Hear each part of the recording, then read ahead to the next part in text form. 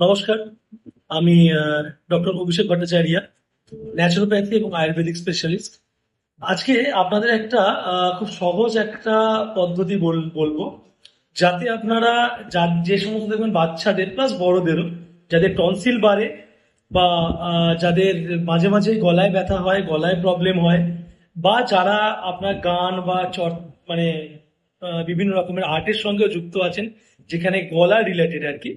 তো তাদের জন্য একটা সহজ টিপস, সেটা হচ্ছে যে আপনারা একটু হলুদ নেবেন, আহ, গোলমরিচ গুঁড়ো, একটু শোঁঠ মানে শুকনো আদা গুঁড়ো, আর গুড়, তিনটেকে একসঙ্গে একটু কড়াইতে গরম করে নেবেন। তিনটেকে একসঙ্গে, গুড়টা কড়াইয়ের মধ্যে গলে যাবে।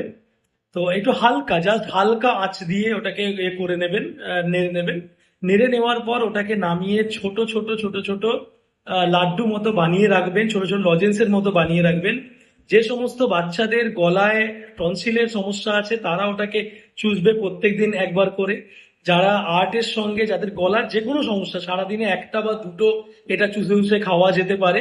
আর যারা বিশেষ করে গানের সঙ্গে যুক্ত আছেন তারা ভোরবেলা অবশ্যই এটাকে চুষে চুষে খাবেন। অসাধারণ রেজাল্ট পাবেন এবং আপনাদের গলাও ভালো থাকবে সারা জীবন। নমস্কার।